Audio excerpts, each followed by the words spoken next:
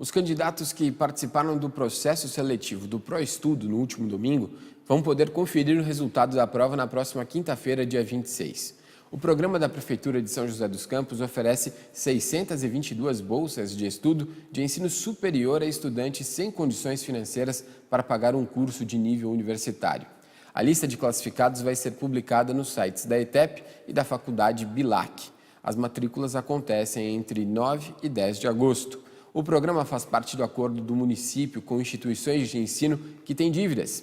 As bolsas de estudo são a forma de pagar esses débitos com a Prefeitura.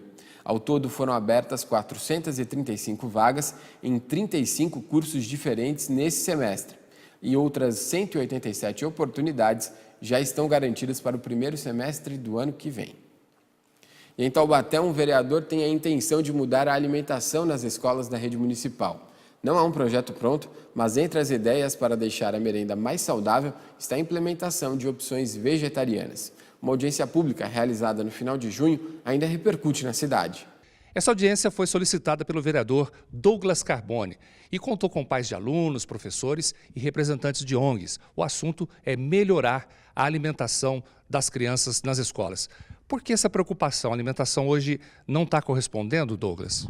Não, a alimentação até que é boa no município, a gente não pode reclamar, mas se a gente pode melhorar ainda mais, né? Como falou um pai aqui nessa audiência, se a gente pode oferecer mais frutas, mais legumes, mais verduras para as nossas crianças, que o contrato permite isso, eu acho que a gente tem que lutar para que essa criança tenha mais acesso a isso, até porque algumas crianças sequer têm acesso a esse tipo de alimento em casa. Então a gente sabe que há uma necessidade, eles estão num período de desenvolvimento e de descobertas, então com cores, sabores, e é importante, essa audiência foi debatida nesse sentido. Para que isso ocorra, há necessidade de mudar algum termo desse contrato que já existe? Sim, nós falamos com a Prefeitura de Taubaté, vamos conversar com a Secretaria de Educação para fazer um aditivo ao contrato para que a gente possa oferecer ainda mais frutas, legumes e verduras para as nossas crianças. Lembrando que essa alimentação mais saudável vai atender também os pais que são veganos, que não querem que seus filhos comam carne ou algum tipo de produto industrializado. Só para o pessoal que está em casa entender melhor, a gente está falando de contrato, é o contrato das empresas prestadoras desse tipo de serviço, de alimentação nas escolas municipais, né? Existe uma empresa que vence através de licitação, né? Então a ideia é mudar o contrato que já existe, é isso?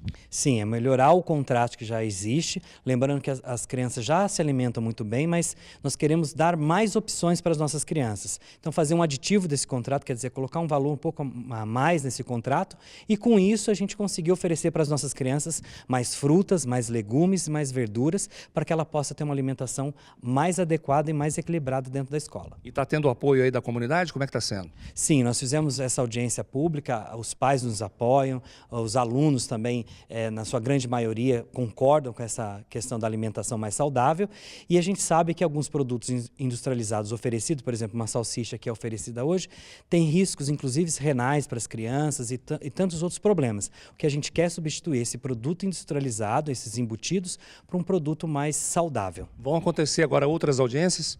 Sim, nós vamos fazer outras audiências e pedir realmente para a população participar, para que a gente possa dialogar com a comunidade, lembrando que ninguém vai tirar carne das crianças, pelo contrário, nós queremos oferecer à criança uma opção a mais para que ela possa ter a oportunidade de se alimentar e alimentar bem na escola. Obrigado, Douglas, pelas informações. Paulo César de Oliveira, de Taubaté, segue o repórter setorial. Foram prorrogadas até o dia 30 de julho as inscrições de novos membros para o Conselho Municipal dos Direitos da Criança e do Adolescente de Caraguatatuba. A equipe será formada por 20 pessoas, sendo 10 titulares e 10 suplentes. As vagas são destinadas exclusivamente a pessoas indicadas por entidades sociais que trabalham diretamente com crianças e adolescentes. Segundo o Conselho, o prazo final das inscrições foi adiado devido à baixa adesão da sociedade civil. Ainda de acordo com o Conselho, a participação da população é fundamental para que os projetos desenvolvidos sejam acompanhados de perto. Com isso, as políticas públicas que atendem crianças e adolescentes ficam mais transparentes para toda a comunidade. Mais informações podem ser obtidas pelo número de telefone 3882-3504 ou então na Casa dos Conselhos, que fica na Avenida Rio Grande do Sul, número 325. O edital pode ser acessado no site da Prefeitura. A leitura é um direito de todos. Para quem tem deficiência visual, uma forma de ver o mundo são os livros em braille e também os audiolivros. A arte de contar histórias em versos consagrada no Nordeste. Um dos passatempos favoritos de Marcos é ficar nesta salinha lendo, ou melhor, escutando livros. Ele nasceu com catarata congênita e conta que aos poucos foi perdendo a visão. Quando os sintomas da doença pioraram, ele teve que se reinventar. Marcos encontrou no audiolivro uma forma de manter sua paixão pela literatura. O livro, ele te proporciona um benefício muito importante, né? Além da cultura, do lazer, ele te insere em um contexto social, né? Você passa a fazer parte da sociedade, né?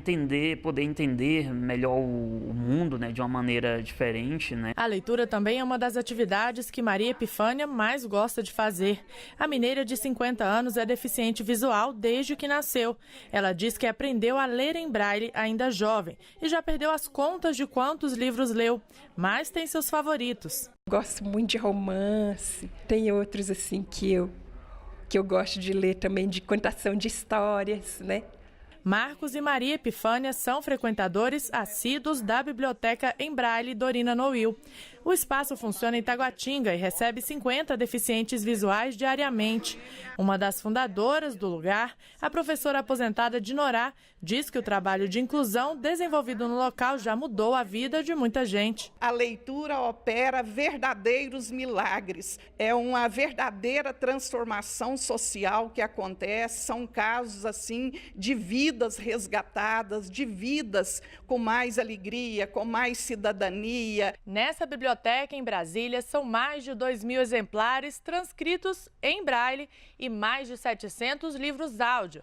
A leitura aqui é um direito de todos e para que exemplos como esse se multipliquem pelo país, foi sancionada a nova Política Nacional de Leitura e Escrita. A gente não pode pensar absolutamente no desenvolvimento da educação sem formar leitores, sem formar cidadãos, e esse acaba sendo um caminho totalmente conectado para se desenvolver o nosso país. Noemi perdeu a visão após um acidente de carro em 1990 e foram os livros que a ajudaram a conquistar um mundo novo. Eu comecei a aprender o braille e aí eu aprendi e comecei a ensinar o braille e comecei a ler os livros, que meu sonho era escrever um livro. Ainda não cheguei lá, mas escrevo alguns poemas, algumas músicas, eu boto música nos poemas que eu faço, nas poesias que eu faço. O cenário político brasileiro vive uma grande instabilidade após as investigações oriundas da Lava Jato. Com tantos casos de corrupção sendo investigados, a Justiça tem obtido novas informações através das delações premiadas. Na entrevista de hoje, você vai entender melhor como funciona uma delação e quais as vantagens e desvantagens para a investigação dos crimes.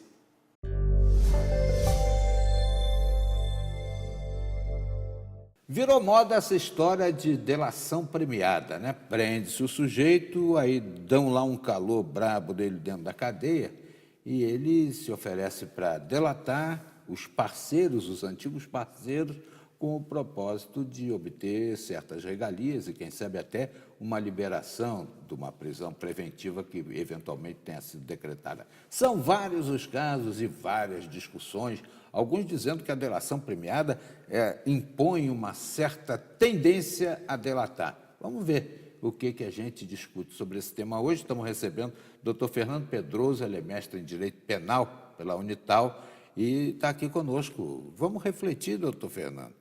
Como é que fica a sua posição aí com relação a essa delação premiada tão discutida, tão criticada, mas muitas vezes resultante de posições que levam ao encaminhamento de elucidações importantes? O caso da Lava Jato, por exemplo, né? É um exemplo brutal aí, importante. Perfeito. Antes de tudo, agradeço o convite, né, e o fato de estar aqui presente. A delação premiada ela recebe várias nomenclaturas, recebe várias tipologias. A mais adequada, diga-se de passagem, não seria nem delação premiada, porque o que se discute é que prêmio seria esse, uma vez que o nosso ordenamento não traz nenhum benefício no sentido de proteger o delator. Muitas vezes a própria pessoa que delata tem a sua vida extirpada após a delação. Então, qual seria o prêmio? A melhor expressão, seria colaboração processual. Mas vamos trabalhar como delação premiada. É, porque todo mundo conhece como como delação, fica mais correto. Qual que é a ideação? A ideação é a seguinte. Hoje em dia, nós temos alguns crimes que são crimes tão bem engendrados, tão bem estruturados, que muitas vezes o Estado não tem um mecanismo apto para destrinchar essa modalidade deletéria. Então, surge a delação como uma formatação, obviamente, de tentar realizar uma investigação precisa, uma investigação, então, profícua, seria essa a ideação. A delação, ela consiste no ato da própria pessoa que está sendo incriminada, ela, em primeiro lugar, confessar que ela mesma realizou o ato deletério, ou seja, ela confessa que praticou um determinado crime e, por demais, aponta a prática dos demais outros agentes, que seriam também responsáveis pela participação nesse mundo, né, aí, escuro. Seria essa a ideação da delação. Na legislação brasileira já não havia um dispositivo atenuante para o caso de alguém que colabora, né, para a elucidação de um crime? Perfeito. A delação premiada, ela é interessante porque ela é retratada desde os tempos da Bíblia. Dizem que a primeira delação premiada desenhada, esculpida, seria a delação de Judas em face de Jesus. Quando Jesus, ele dá um beijo, aliás, Judas dá um beijo em Jesus e recebe moedas, né, em contrapartida. Tiradentes seria uma outra modalidade de delação. Nosso ordenamento, a primeira delação premiada veio nas chamadas ordenações filipinas, ainda na época do Império, ou seja, a delação ela é muito antiga. E hoje nós temos a delação premiada em determinados atos deletérios, ou seja, em determinados crimes, que são crimes, assim, de certa forma, mais difíceis de investigar. Eu tenho a impressão que Judas delatou antes, né? Porque ele já chegou na Santa Ceia com as moedinhas. Lá. Já chegou com as moedinhas, mas é que ele dá o beijo, então... Não, o beijo foi a consumação, lá fora, né? Perfeito, mas eles trabalham como se fosse a primeira hipótese de delação premiada. E aqui a gente fala, então, em delação em crimes de organização criminosa, delação na chamada, por demais, lavagem de capitais ou branqueamento de capitais, que seria o money laundering, que foi, na verdade, o que deu start, ou seja, deu o começo da Operação Lava Jato, que foi justamente a investigação sobre a lavagem de capitais de um deputado que já faleceu, se eu não me engano era Janene, o seu sobrenome, lá em Curitiba. Então, começa a partir daí o maior, né, holofote, a maior parte da mídia acerca da delação, mas é um instituto bem antigo, diga-se de passagem. E no mensalão, eu acho que também teve delator, né? Teve, e diga-se de passagem, essa que é a parte interessante. Porque no mensalão foi a primeira vez que nós vimos atos realizados por políticos com penas exorbitantes. Então foram poucas pessoas que vieram a delatar, porque elas não esperavam que fossem sofrer uma sanção, ou seja, um preceito secundário tão elevado. Quando surgiu a Lava Jato, e tendo já o leading case que eles falam, já tendo o antecedente do mensalão, eles viram que se eles não realizassem as delações, as penas também seriam penas muito elevadas, razão pela qual, durante o perfazer da Lava Jato, começou a ter, em verdade, uma grande quantidade de delatores, para ter, obviamente, a benesse da diminuição da pena. Seria, então, essa a razão que hoje nós vemos a delação como um dos principais, na verdade, mecanismos investigativos. Um dos críticos mais fugazes aí da delação, me parece o ministro Gilmar Mendes, que me perdoe a ausência, mas ele trabalha com uma faca de dois legumes, como diriam os Mamonas Assassinos. Porque uma hora ele é crítico à delação e outra hora ele solta com base na delação. Não dá para entender, né, determinadas posições. Mas, enfim, a delação é tão sutil que admite vários enfoques dentro da mesma cabeça. Perfeito. É que a delação ela ainda não é regulamentada em lei. Justamente em razão dessa ausência de regulamentação legal, existem diversas discussões dentro do Instituto da Delação Premiada, tanto um posicionamento crítico quanto um posicionamento favorável. No ponto de partida crítico, se diz que no âmbito filosófico, desde que quando nós somos crianças, nós aprendemos que aquela pessoa que delata o colega, delata o parceiro, é algo feio. Caguete. Famoso cagueta, famoso X9, né? Essa é a ideação. Então, eles falam assim, então, o Estado ele está demonstrando que ele, na verdade, ele está em estado enfraquecido. Por quê? Porque ele está utilizando de mecanismos que, desde criança, nós aprendemos que são mecanismos não tão interessantes. Doutor Fernando Pedroso, a justiça precisa realmente da delação premiada para chegar a resultados tão importantes quanto o mensalão e quanto o Lava Jato? Precisa. Mas eu vou lhe pedir que a gente avance no tema na volta da entrevista. Está conosco o Dr. Fernando Pedroso, especialista em Direito Penal, mestre em Direito Penal, atua na Unital e está conosco hoje refletindo sobre delação premiada, tema polêmico, hein? Aí em casa vocês também estão discutindo o tema, né? Voltamos já já.